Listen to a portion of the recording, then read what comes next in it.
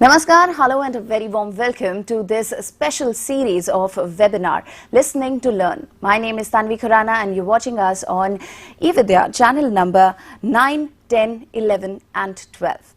Today we are here with a very unique topic. The name is Aryabhata, the Forgotten Legacy of Aryabhata, the name we all know. The famous mathematician, the astronomer who gave the world zero.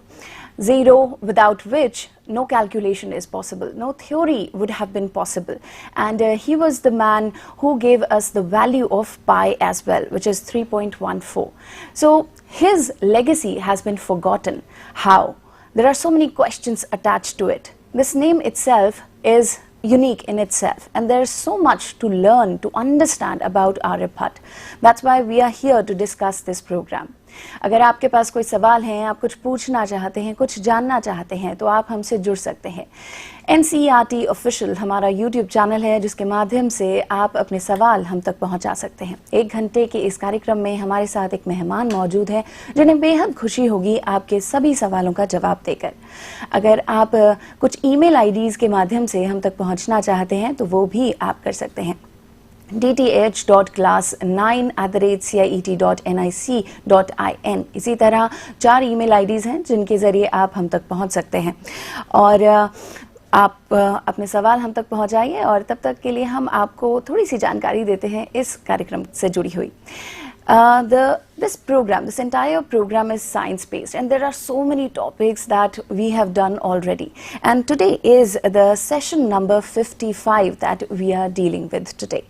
And there's so much to talk about. This entire program is an outreach program for everybody. No matter where you're sitting at the moment, you can watch this program live and you can participate in it. You can share your views, you can share your opinions on it. If you have anything to say regarding this topic, then please say it and be a part of this program. Let me tell you that it's been more than 1 year since we are doing this program, and this has been a very successful program. That's why we have taken multiple topics since then, like medicine, be it soil manufacturing, be it space related, be it earth related, be it battery related. A lot of topics have been dealt with. And today we are talking about the Forgotten Legacy of Aryabhata. तो हम आपको बताना चाहेंगे कि इस programme को जिसने organise किया है, उस डिपार्टमेंट का नाम है department of education in science and mathematics NCERT। तो आइए हम आपको मिलाते हैं आज के हमारे होस्ट से, जिनकी वजह से ये प्रोग्राम सक्सेसफुल है, जिनकी वजह से ये प्रोग्राम पॉसिबल हुआ है। We have with us our host for today, he is none other than doctor Gagan Gupta. Sir, a very warm welcome. नमस्कार तन्वी, नमस्कार। Namaskar, sir. Sir has been with us since the beginning of this program, and let me please also introduce you the guest we have with us. He is Dr. Vijay A. Singh. Sir, a very warm welcome. Namaste. Namaskar. Good morning. Now I would request Gagan sir to please introduce this topic, this gentleman we have with us, and what are we going to talk about this program, sir? सादर प्रणाम, नमस्कार दोस्तों।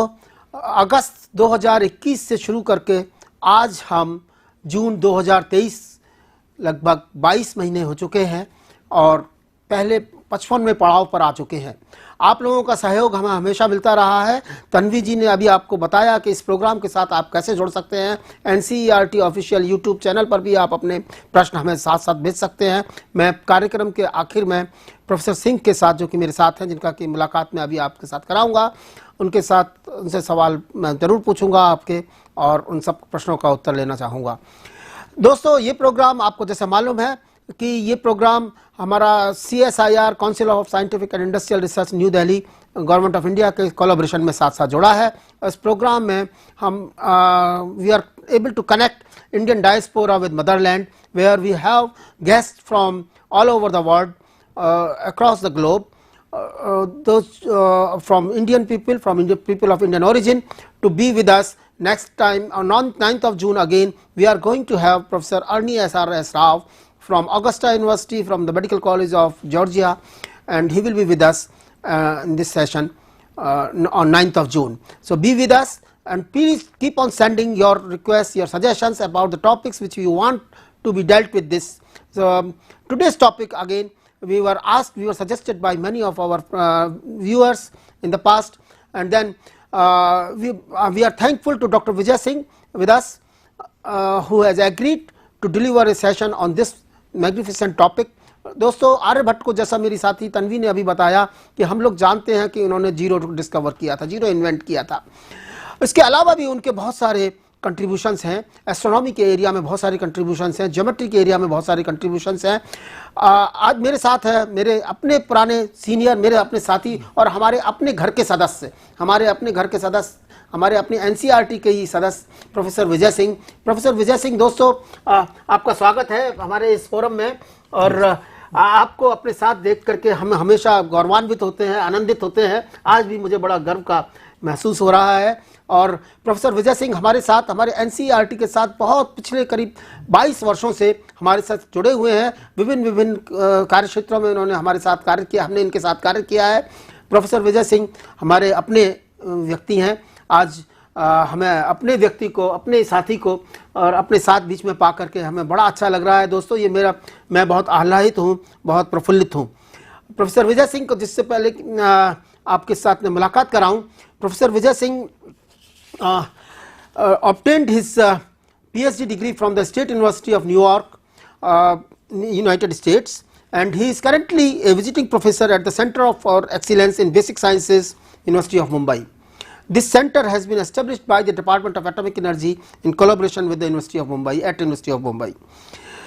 Professor Singh has been a faculty at the Indian Institute of Technology, Kanpur during 1984 to 2004, and at the Homi Bhabha Center for Science Education, Tata Institute of Fundamental Research, Mumbai during 2004 to 2015. During 2019 to 21, he has also been the president of Indian Association of Physics Teachers, IAPT. This is the organization which organizes various Olympiads in the country, be it Junior Science Olympiad, and they frame the graduate examinations, graduate national examinations for different students in physics and mathematics throughout the country. Dr. Singh was also the national coordinator, Science Olympiads, and the national initiative on undergraduate physics, which is called NIUS, in the Homi Bhabha Center for Science Education campus, each for over a decade. Professor Vijay Singh, as I said, that obtained his PhD degree in condensed matter physics from the SUNY, United States in 1978. Professor Singh worked there in United States for 5 years, notably at the Solar Energy Research Institute, Colorado, which is now known as Natural Resource Ecology Laboratory. Dr. Singh has over 175 peer-reviewed publications in various branches of physics. One of his passions is to guide school and undergraduate students to carry out quality science research. Another is to design science problems around everyday occurrences, and this is the area which brought Professor Singh very close to NCERT in his own heart. So once again, welcome Dr. Singh to your own place, sir. Now it is all yours, sir. Thank you. A very good morning to you. And today I will speak not on the better known astronomy of Aryabhata, but rather on the tragically neglected forgotten legacy, which is mathematical legacy of Aryabhata. Okay. And you might say, why does a physicist have to talk about the mathematics? And the short answer to that is, I feel very strongly about this. The fact that he is forgotten, and he had done such seminal work that him being forgotten even in his own country by teachers and students here is, I think, almost borders on the criminal. Okay. Before I begin, I would like to thank my colleague, a very senior colleague of mine from TIFR, Professor P.P. Divakaran. Professor Divakaran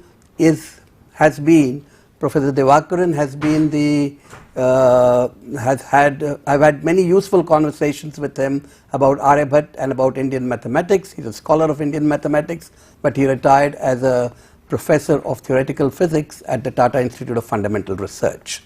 I would also like to thank NCERT. Okay, thank you, Dr. Sunita Farkia, Dr. Gagan Gupta ji, Tanvi ji, for having me over today for this talk. Without much ado, let me begin. Professor Aryabhata's legacy, what Aryabhata did, influenced a whole generation and several generations of mathematicians subsequently. But to understand what the influence that he exercised over Indian mathematics, one must try to understand or get a feeling for the kind of mathematics which influenced Aryabhata himself.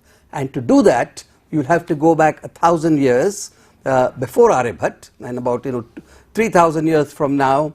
And this is a map of India. It's not a very good map, I would say, but an accurate map. And you see the green part on the northwest side, that is the Gandhar region, the region of Afghanistan and and Pakistan. Basically, that was the cradle where Indian mathematics grew, along with a lot of other cultural activities. The Sulabh Sutra was written around 800 before the Common Era. It is a geometrical piece of work. The Baudhayana, or the Baudhayana theorem, is the same as the Pythagoras theorem, predates Pythagoras. That was also developed there. And these are the first two, the Sulabh Sutra and the Baudhayana, are geometry. Pingala, okay, on the other hand, who lived around 300 years before the Common Era, Pingala took Sanskrit prosody or meter as a prop to develop very beautiful algebraic recursion relations. And so this is an algebraic piece of work which Aryabhata inherited, the recursive thinking. And let me spend a minute to explain what I mean by recursive thinking. For example, in recursive thinking, let me give a very simple example. That, for example, if you have a fixed deposit and the bank pays 10% interest, and last year the fixed deposit was 10,000 rupees and the interest was, say, 10% simple interest, then this year it will be 10,000 plus 10% of 10,000, that is 1,000. So now the fixed deposit is 11,000. Next year it will be 11,000 plus 10% of 11,000, so that will be 12,100. So now there is a recursion. You just add last year's income plus add 10% to it, and that's the new income. For every recursion to happen, there are two things which are important. One is, what is the seed? How does the fixed deposit begin? And the other is, how does it end, and when does it mature? So there is a seed and there is an end. So, and that is a simple, one of the simplest recursion relations I can tell you about. Pingala did something very similar, but a little more intricate than that. I must also point out to a very important manuscript called the Bakshali manuscript, which was discovered in Bakshali and it's probably predates Aryabhata, I think. And the Bakshali manuscript is the first time you will see the symbol 0. It comes as a dot and now it's a circle. That dot has become a O or a circle right now. Before I proceed, let me also ask you to spend just a moment on this sublime and beautiful statue of Buddha. It's also from the Gandhar region, and there are hundreds of such statues over there, or there were at least. And what I would like to convey with the statue is the fact that not only mathematics, but philosophy and art and culture, that area was the cradle of all this. Okay. Let me continue. Okay. This is a few more examples. The one on the left over here are various weights and measures found in Harappa much before even the Sulabh Sutra, and the way the weights are arranged, like 1 kg, say a 1 unit weight and a 2 unit weight, it gives you an idea that they probably knew how to calculate cube roots to an approximate extent. Otherwise you cannot make a 2 kg weight, a cubic weight from a 1 kg one, unless you knew the cube root. Okay. And there are very beautiful intricate right angular structures in Harappa which tell you that, well, yes, the thinking on geometry was actually inherent and would grew long ago in India. Okay.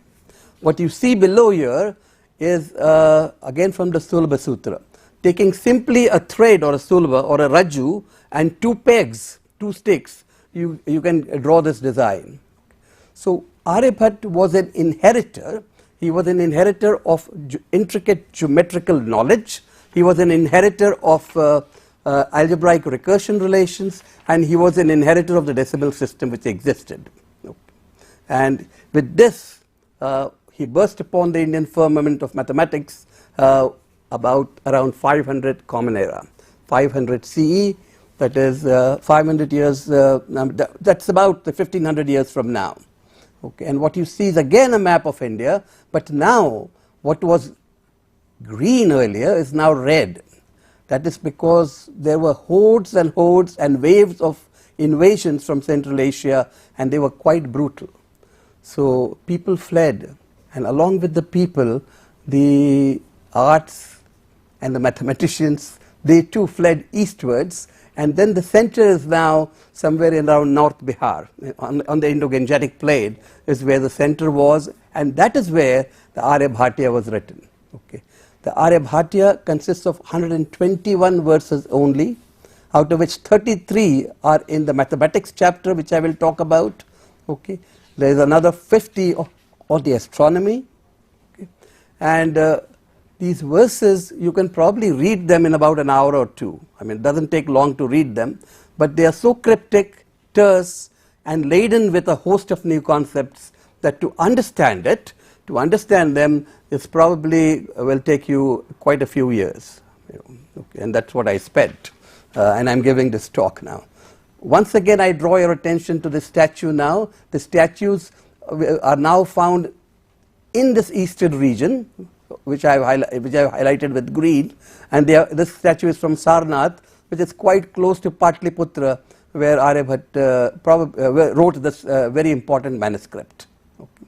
So what I would like to convey to you is not just the mathematics, the art, the literature, the culture, the sculpture, they all shifted eastwards as time went on. Okay.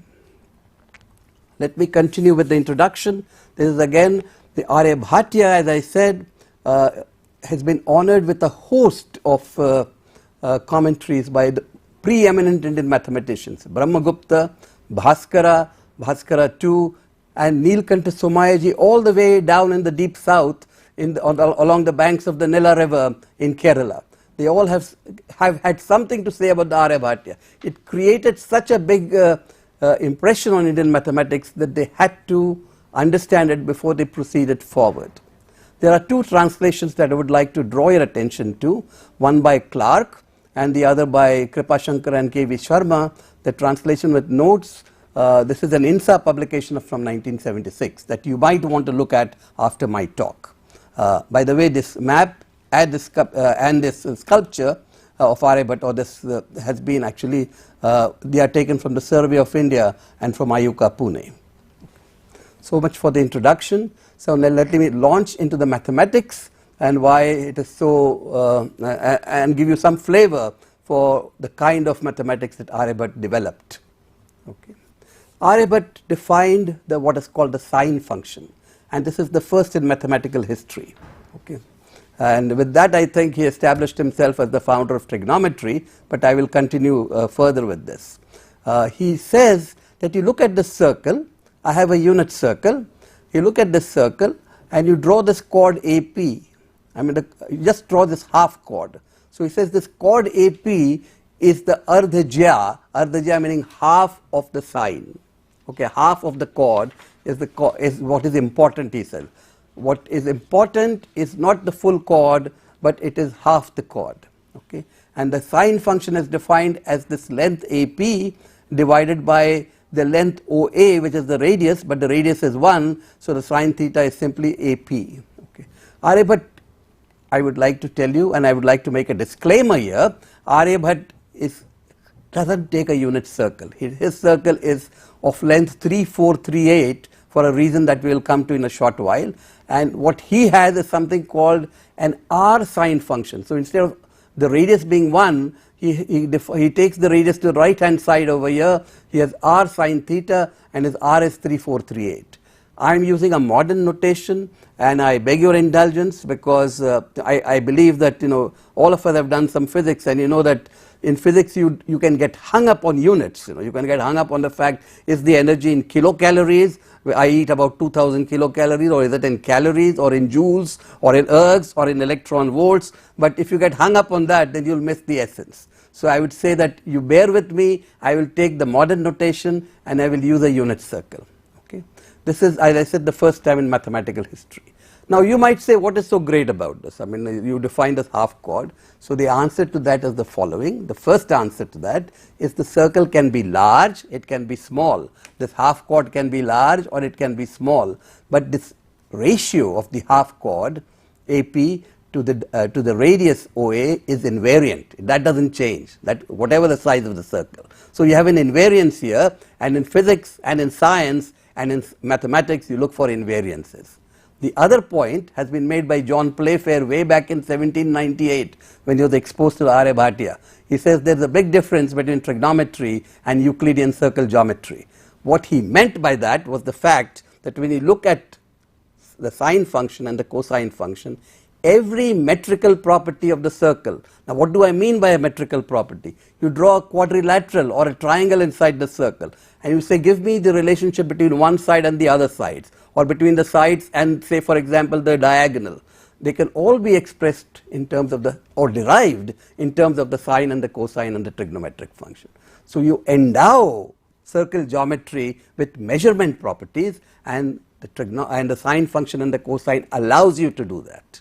Okay. So that is the difference. With this just one definition, Aryabhata would have qualified as the founder of trigonometry, but he did more. Okay. Okay. So now we begin. Now let me just backtrack a little bit and tell you one or two things before I proceed. This is the angle theta. Okay.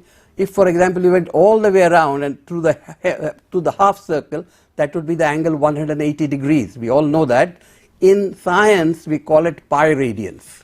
It is measured in radians, so this 180 degrees is pi radians. What is XOY, the right angle triangle? In science it is either 90 degrees, but we prefer to use and call it pi by 2. Okay. The other thing you have to realize, and Aryabhata gives you this value of pi, as was very correctly pointed out by Tanvij in the beginning. Okay. The other thing that you can notice right here without knowing any mathematics is that if the theta angle is small, then AP is small, and the arc XA, so notice the arc XA and the chord AP will be almost equal to each other. So what Aryabhata implicitly does in his work is that he takes sine theta to be equal to theta when theta is small. And this is something that we do after we learn calculus, but you can also understand it by simply looking at this figure. Okay. That when theta is small, the half chord AP is equal to the angle XA. Okay. Okay. So the next in Ganita 10, or the 10th verse of the Ganita, Aryabhata gives you in black and white the value of pi. He tells you this pi is nothing but 62,832 divided by 20,000. So his value is 3.1416. He just gives it to you, and where he pulls it out, probably he did some measurement and he got this. It's not very clear. As I said, these words are very cryptic and final answers are given. Okay. It is the whole Indian tradition has been Shruti and Smriti. I mean the verses are just going to be given to you. You work it out later.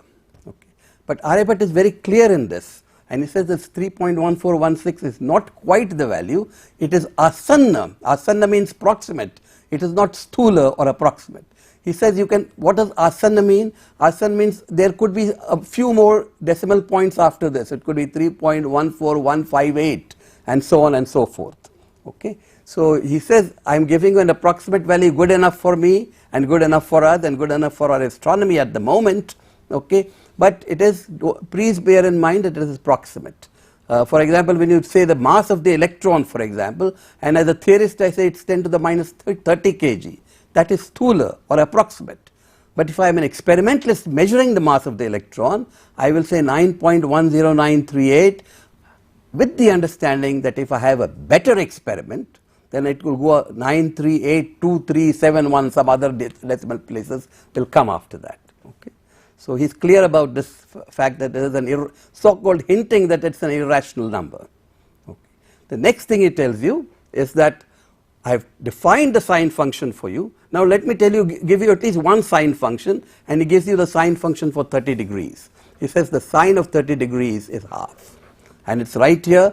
90 degrees I said was pi by 2, sine of 30 degrees is pi by 6, sine of pi by 6 is half. He proves it in a very simple way. He just dismisses it in no time by saying if you look at this side OX, which is a unit circle, and you draw and you basically make 60 degrees. You draw another arc, another radius OP, which is also a unit circle. Since this is 60 degrees, this angle, the other two sides being equal are also 60 degrees, 60 degrees. It's an equilateral triangle, so the angle, so the side XP is also equal to 1, and half of that angle XP prime, half of that chord, sorry, I'm sorry about this, half of the chord XP prime is also, it's just going to be half. Okay. So he just gives it to you. One sine, he said, I'm giving you one sine function, but wait, he says, very soon I'll give you a sine for any angle you want. Okay. There is one other thing I have to tell you. He uses a very small angle in this in his work later on, and that angle is pi by 48, which is 3.75 degrees. Okay.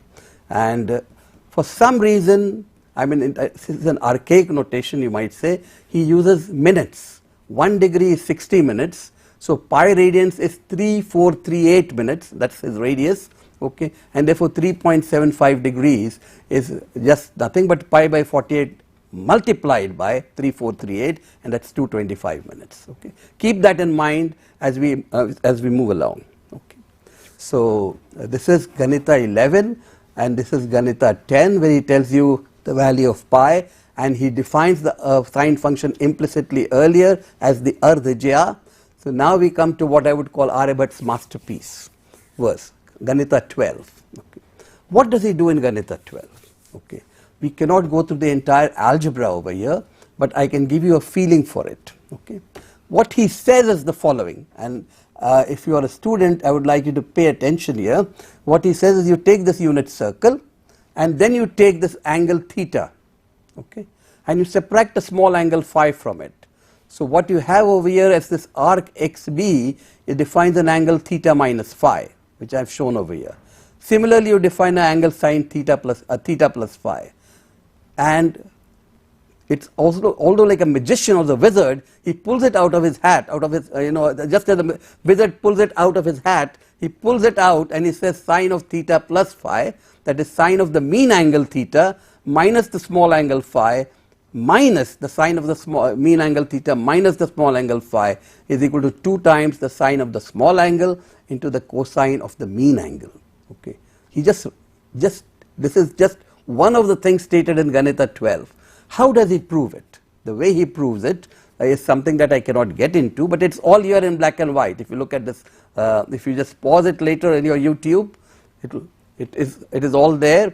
It is basically right here. What he says is, I will draw 3 chords, half chords, this AP, BQ and CR, these are the sine functions, and by showing that the two triangles BSC and OAP are similar, I can prove this, he says. Okay. So we are not getting into this proof, but the fact is to think of this difference of signs and to think of the fact that you can prove it by similar triangles would be something which would be beyond any normal intellect. Okay. But he does something more with this, and this is very striking, and it just has been a big puzzle how he managed to do it. He calls this angle theta minus phi, which I had earlier, this is the same diagram as earlier, so I am not doing anything new, okay, and this is the same formula as earlier, so it's nothing new. He calls this theta minus phi as some integer m minus 1 epsilon, and theta plus phi as m into epsilon. So he defines a small angle epsilon and he calls it m minus 1 and m plus 1. So what he is doing is the following. He is going in steps from very close to 0 degrees, he goes in steps all the way up to 90 degrees by defining in steps of epsilon. Okay. And the sine of theta minus phi, let me call it Sm minus 1, which is right here. And the sine of theta plus phi, let me call it as Sm. And he expresses the difference of these two angles in terms of the sine of the small angle and the cosine of the mean angle, something that you saw it right here in the cosine of the mean angle. So I am using a notation in which is slightly different from Aryabhata's or from whatever his commentators were, so that we can understand what is going on. However, so basically I want to reassure you that this difference equation that I have written is the same as one I had presented in the previous slide. But he is not satisfied with that. He takes the second difference, okay, and he writes the second difference not in terms of the cosine but in terms of the sine function. Okay. So I want you to pause. Basically this algebra is a little heavy for us, but the technical aspect will escape you at the moment, but essentially what he does is he takes the second difference. Okay. Now why he does it and what are the implications of this is what I would like to tell you in a short while, but right now I want to pause and I want to tell you something which has been puzzling me for a long time, and I asked a few people about it, and he says that I said there is only one verse. Okay, there are no diagrams, and there are no equations, and there are no formula. Okay, and how did Aryabhata even conceive of this? And even if he conceived it, how did he explain it to his gifted students? So at one point a person got exasperated with me and he said maybe what he did was he went to the banks of the Ganga, because he was in Patliputra. He went to the banks of the Ganga and he said when he drew in the sand he must have drawn these circles and tried to explain. And so I tried a similar exercise with my students from the Center for Excellence in Basic Sciences. So these are gifted students. I drew a circle and I tried to explain how Aryabhata could have conceivably derived these formulas, and I tell you I failed. I mean, they just couldn't understand what I was trying to do. Okay, this is me and these are my students. Okay, so I believe only a phenomenal combination of abstract thinking and inner eye visualization and fantastic, I would say, memory can get you through in this. Okay. So this one verse. Okay. And then finally what Aryabhata does is derives a recursion relation with the same second difference. This is the second difference of sine theta plus m minus sine theta minus m. It's in terms of the first difference, a previous difference, and in terms of the sine function. And he expresses, then he does something which is very absolutely another thing which you would not think of. He takes this Sm minus 1, he subtracts Sm minus 2, he adds Sm minus 2, subtracts Sm minus 3, adds Sm minus 3, and addresses the difference of the sign in terms of the difference of the signs. So in effect he is getting a recursion relation for the second difference of signs in terms of the second difference of sign. So this is the recursion relation which I talked to you earlier about, that to start a recursion you must know how to start this recursion and you must know how to end this. Okay. And what he does is, to start the recursion he says delta S1. Okay. What is delta S1? It is S of epsilon minus S of 0. S of 0 is 0, S of epsilon is epsilon. So this epsilon which I just told you right now, right here. Epsilon is just 225 minutes. Okay. And he also gives you the second difference, so you can continue with the recursion. How do you end the recursion? Very interesting and not noticed even by I would say certainly not by European mathematicians for a long time, that he said the sine function is periodic. So he knows that after 0 to 90 degrees you have to stop this recursion, because then you will be repeating it. Okay. So it is almost like how should I tell you? I mean, the way I can convey it to you is you need a seed and you need to stop it. Yes. Okay. And he stops it by saying that it's periodic.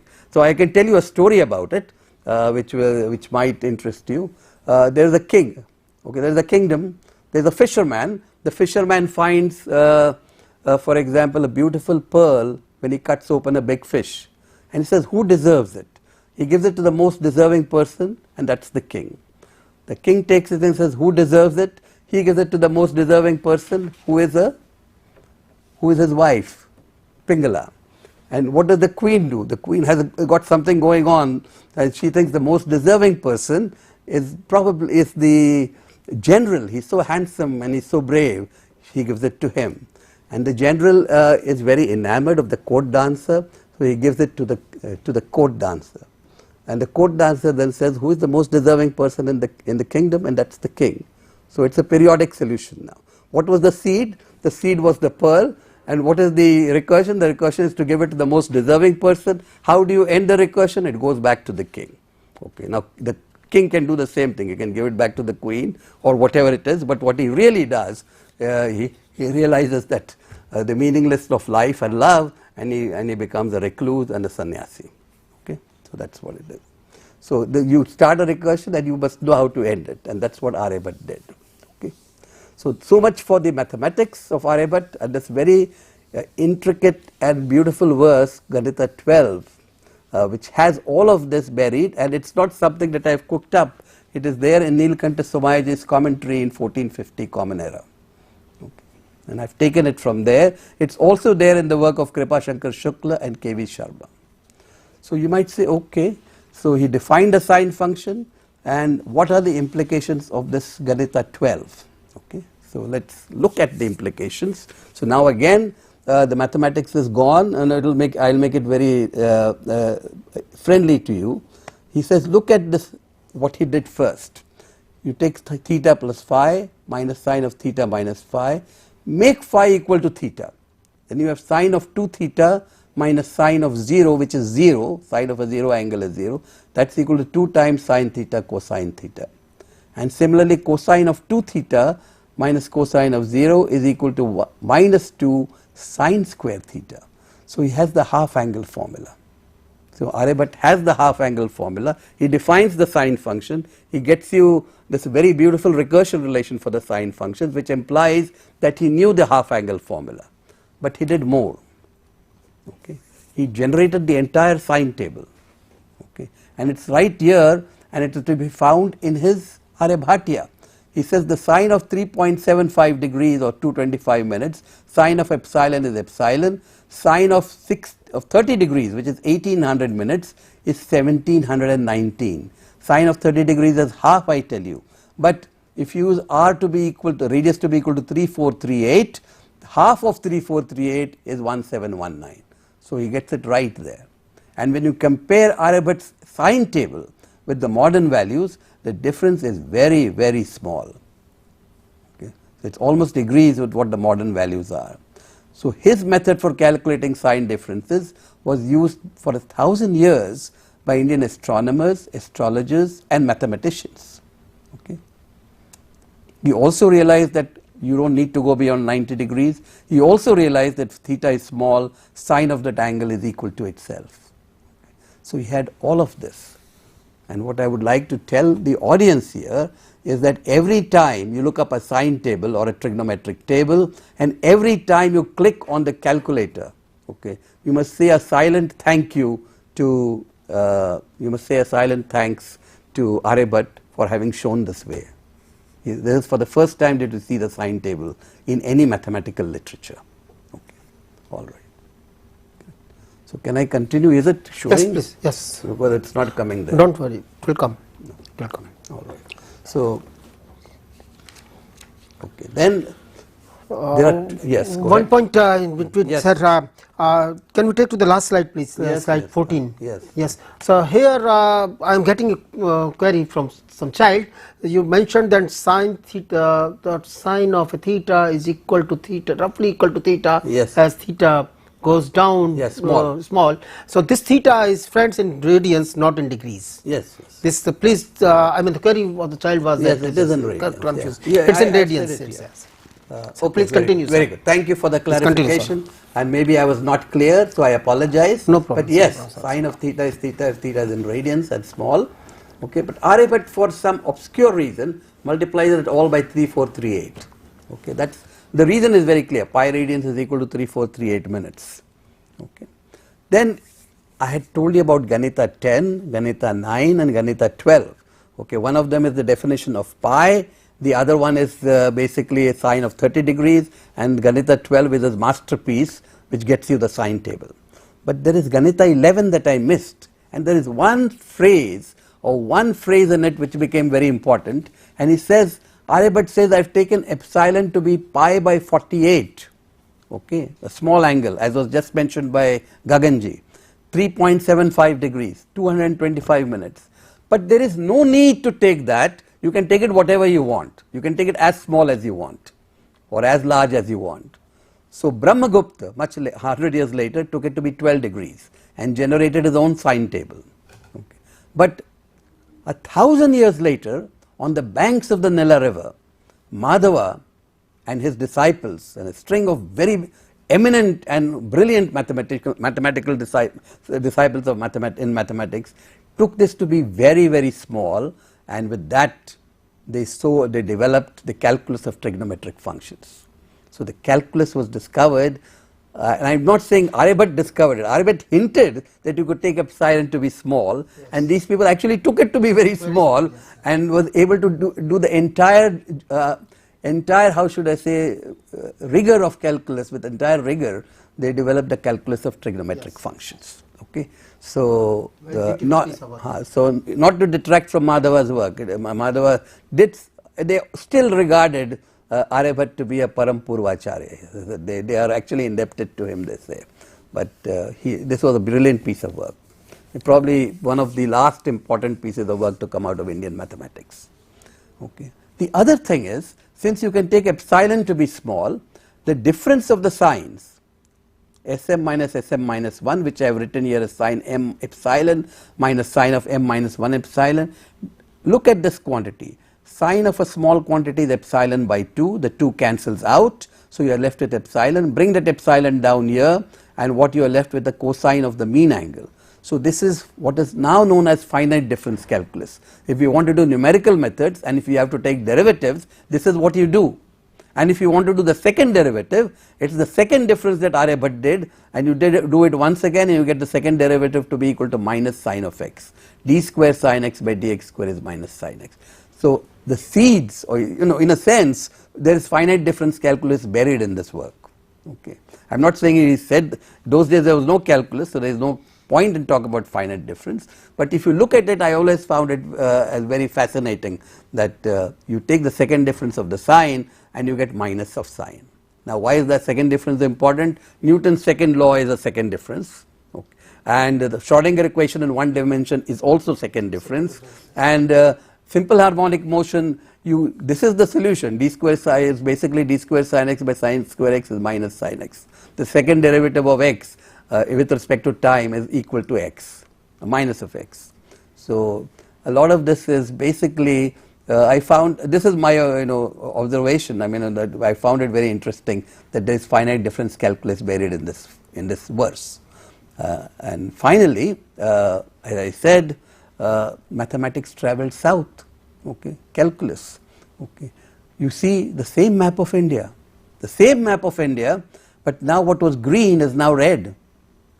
Okay, because once again there were waves and waves of invasion. Okay, and they were brutal. There was massacre, there was mayhem, and people fled again. So they first fled somewhere to central India, which is somewhere around here. Brahmagupta, Bhaskara 1, Bhaskara 2, you will find them all around this region, commenting on Aryabhata. And then it moved south on the banks of the Nila river in Kerala. Okay, so the Madhava and the Nila school is to be found over here, and that is where it went. But let me backtrack and come here to central India. You see this, once again you see the sculpture. See the sculpture from Ajanta. Okay, it's similar to what you would find in the Gandhar region, and similar to what you would find in Sarnath, similar to what you would have found in Mathura, and now you find it approximately 500 CE, 600 CE in the Kanhari caves of this. For example, look at this statue. This is from the Kanhari caves near Mumbai. Okay, from my own backyard where I teach. Okay, it's the statue of what is called the traveling Buddha. So in a sense, what is happening, and Tanviji, what is happening here in a sense is something very interesting, since and I draw your attention to this. The travelers are traveling through forest, they are traveling through rivers and crossing mountains, okay, and they are thanking the Buddha for bringing them to a safe passage, say to the banks of the Narmada. Okay, and what you see on these sides are basically statues of lions, snakes, fires, etc. So the statue is also called Ashta Mahabhaya. That is, I am thanking the Buddha for saving me from the 8 great perils as I travelled. Okay, flash floods, forest fires, reptiles, carnivorous animals, plunderers, traps, demons, and what have you. Okay, so these stones also carry a story with them. It's a very sad, tragic story that the stones tell you. They are silent, but they carry the story of this travelling. Okay. So basically, when Madhava developed along with his disciples, this Kerala school. I give you only one example. I cannot do justice to it, and I'm not even sure if I did justice to Aryabhata. But at least I've conveyed some sense of what my passion for it. They derived this value for pi by 4, okay, and this value, the expression for pi by 4 they write as 1 minus 1 by 3 plus 1 by 5 minus 1 by 7. You can continue it, and you can do it on the calculator and satisfy yourself that you'll get a value very close to pi by 4. This can only happen if you know how to do an expansion of tan inverse, the inverse of the tan function. What is the tan function? The sine function divided by the cosine function. And you can do that expansion only if you knew calculus. So that is a hint, and that was actually noted by Charles Wish in 1834. He was very surprised to see this Gregory Newton formula in some Malayalam text or something, or Sanskrit text in Kerala, and he said these guys had calculus, so to say. In fact, not only did we have calculus, we had the calculus of trigonometric functions, which actually predates Newton by about 200 years. Okay. But we also held, and this is very important, we held the world record for the calculation of pi up to 18 decimal places. Okay. And that was held by Indian mathematicians, Shankara Varman, by Indian methods of calculus, not by foreign methods. Okay. Nowadays you see in newspapers once in a while an announcement, now pi is known up to some 10 trillion places or something. In 1800 we had the record. So what is the tragedy of Aryabhata? I have come to the conclusion of my talk. I believe I have another 5 minutes. Yes. Sure. Thank you very much. Yes. Okay. So the tragedy is that empty praise. Okay. We basically say he was great, implying that we are also great, but we don't know why he was great. He was great because he founded trigonometry. Endless debate on pointless issues. When you come to Aryabhata, where was he born? Was he born in Kusumpura or Pataliputra or in Narmada or wherever he was, And was he rector or chancellor? Where was his observatory? This yes and no has gone on for too long, and I find them very irksome. Okay. The focus on Golapad to the neglect of the Ganitapada, except for is also, I think, tragic, because the Ganitapada has the has trigonometry in it. Okay. But the Ganitapada has one more extra thing. Aryabhata has the solution for the linear Diophantine equation in his shloka 32 and 33 of the Ganitapada by the Kuttaka method. And I would have spent some time on it, but there is not enough time, right? Enough time, no, so I will not spend time on this. So we have these exaggerated claims of Aryabhata which are not, there is no need to make it. You just make one claim, and that is he founded trigonometry. And by the way, he also made some very important observations in astronomy, basically saying that the earth is round, something that was known earlier also, but what was not known was the fact that day and night, he says, is because of the rotation of the earth, and because of what is called relative motion, you think that the sun is going around, but it's actually the earth which is rotating. And then he also talked about eclipses. Yes. He said eclipses are shadows, they are not some mythical monsters like Rahu and Ketu. So if you believe Aryabhata, you should stop believing in these myths about eclipses. Okay. So I will not spend time on this Diophantine equation. So let me continue with the tragedy of Aryabhata. He has been misunderstood by scholars such as Al-Biruni, Brahmagupta, even Brahmagupta, by the way, and in the West. And I think part of the problem was that his style was terse, cryptic, and it was loaded with new concepts. He got the half angle formula and no more, wrong. His chord is the same as the Greek master's chord. No, it is the half chord, and trigonometry is very different from geometry, Euclidean circle geometry. No sine function, no Snell's law, no force components. The list is very long. He proposed proto-trigonometry, that's what they would grant. Wrong again, he founded trigonometry. The geometrical methods used by, and I believe the real tragedy is coming now, and I'm in NCERT, so I'm speaking about it. The geometrical methods used by Neelkanta Somayaji to establish trigonometric recursion relations are accessible to high school students, and we should tell them about this in 10th standard. We are cutting down the syllabus, but you should add this one thing and should be taught as such. When teaching trigonometry, one should at least, I think, acknowledge the great master as the founder of this subject. Okay. Little do we know when we look at the sine table or use our calculator to get the numerical value of cosine or sine, how much is owed to Aryabhata. Okay. And the final thing is basically Aryabhata for me signifies a unifying thread in Indian science and mathematics, because what you see is an overarching unity in Indian mathematics and astronomy with Aryabhata as the binding cord. He learns from what was in the Gandhar region, and the reverberations of what he discovered on the banks of the Ganga in Pataliputra was heard 500 years later, Bhaskara too, on the banks of the Narmada, and 1,000 years later on the banks of the Nila river.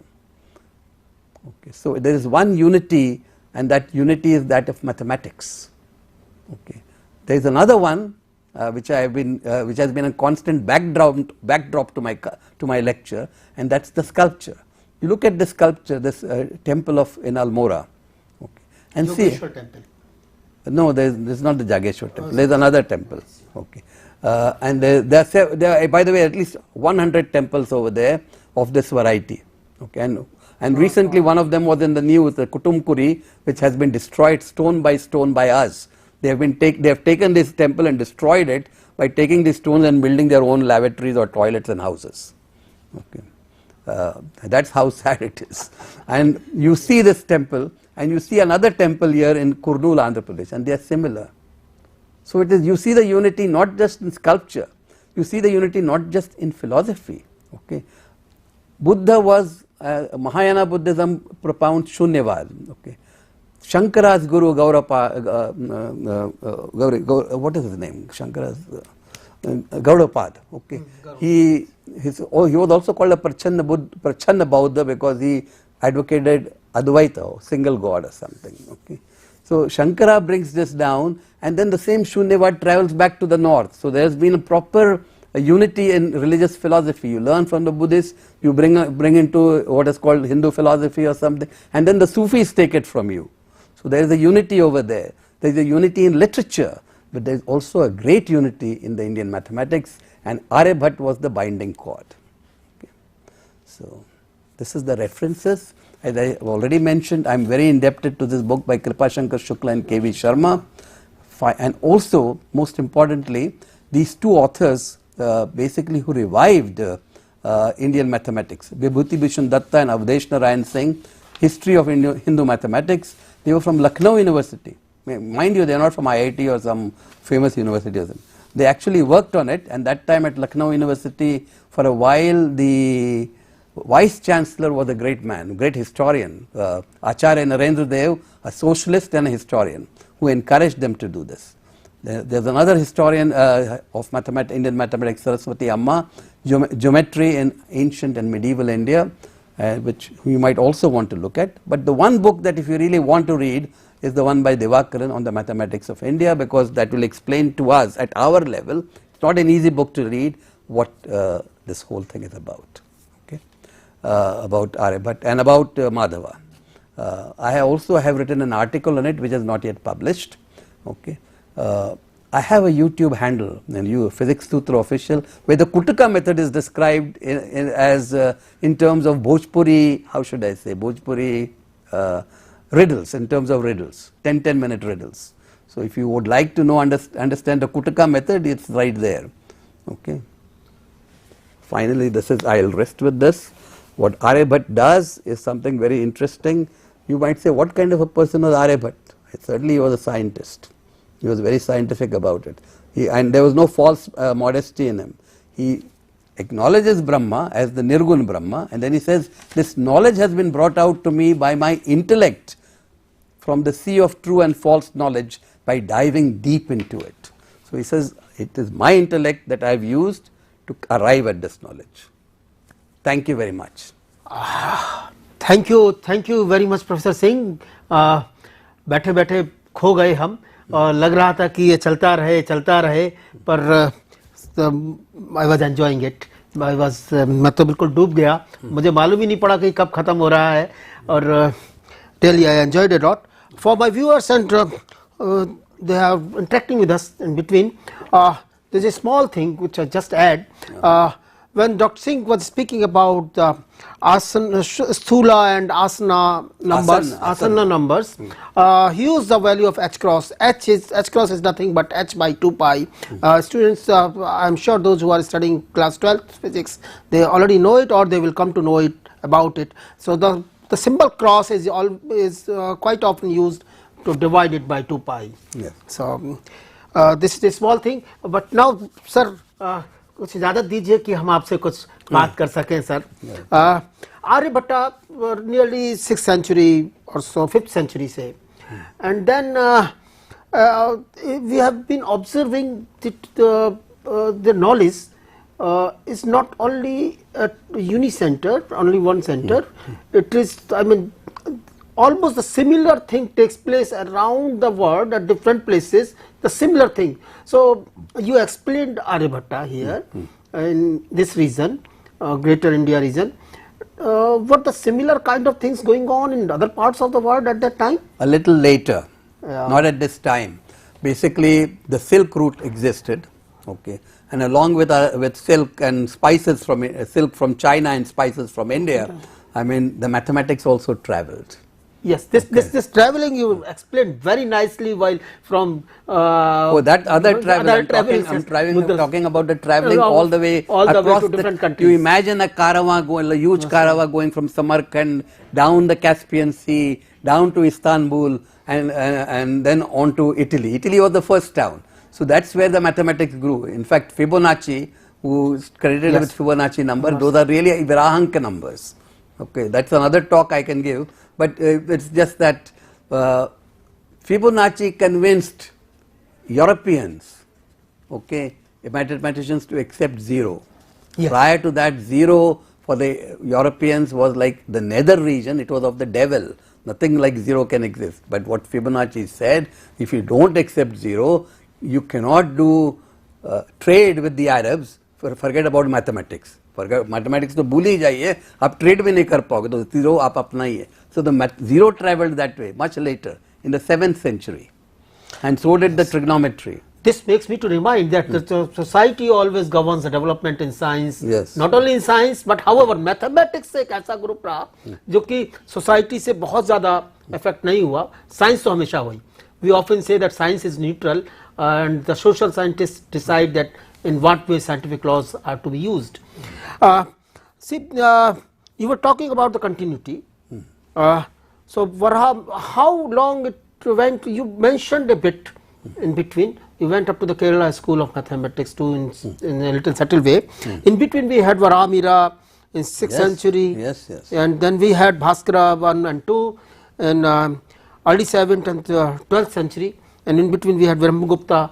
Yes. So how do you see that even after 12th century, so the Jantar Mantar, whole Jantar Mantar's astronomy concept which used all this trigonometric relationship came in around 18th century or so, 1735 or so. Yes. In between where, what happened? I think developments were taking place, but since we don't have a printing press, okay, these were probably on palm leaves or something, and most of that knowledge does not quite exist. I see. I know. So you just see the some few final scattered forms like these gasps, I mean like the Jantar Mantar or something.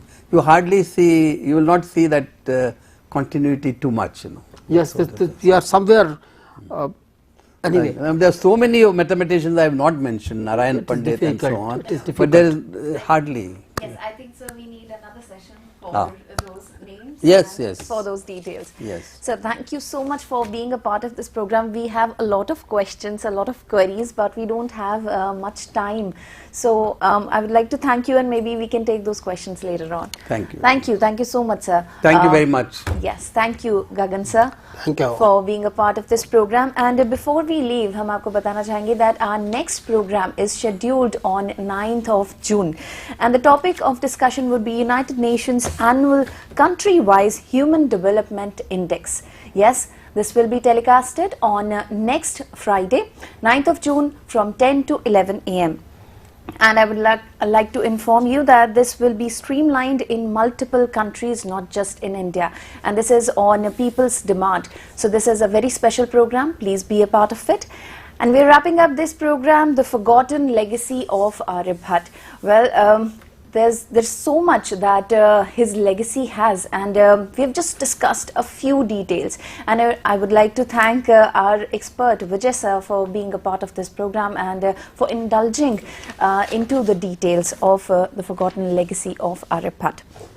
Well, if you have any topic, any opinion of yours, if you want us to take up any topic, then please let us know. YouTube channel is the medium, that is NCRT Official.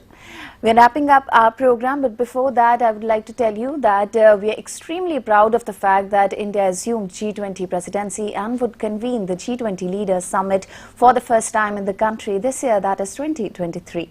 A nation deeply committed to democracy and multilateralism, India's G20 presidency would be a watershed moment in her history as it seeks to play an important role by finding global pragmatic solutions for the well-being of all, and in doing so manifest its true spirit of Vasudhaiva Kutumbakam, or should I say, the world is one family. With that, we're wrapping up. Thank you so much. And there's some more information regarding NCRT textbooks for this new academic session, that is 2023-2024, which is being flashed on your screens at the moment. So please give it a read, and you can buy these books at the moment. They're available throughout the country. I'm Tanvi Khurana. Stay here. We have more sessions, and upcoming next is a special series, and we're going to take up this topic, storytelling. So which story is it going to be? Please watch Evidya channels for more details. Thank you. Namaskar.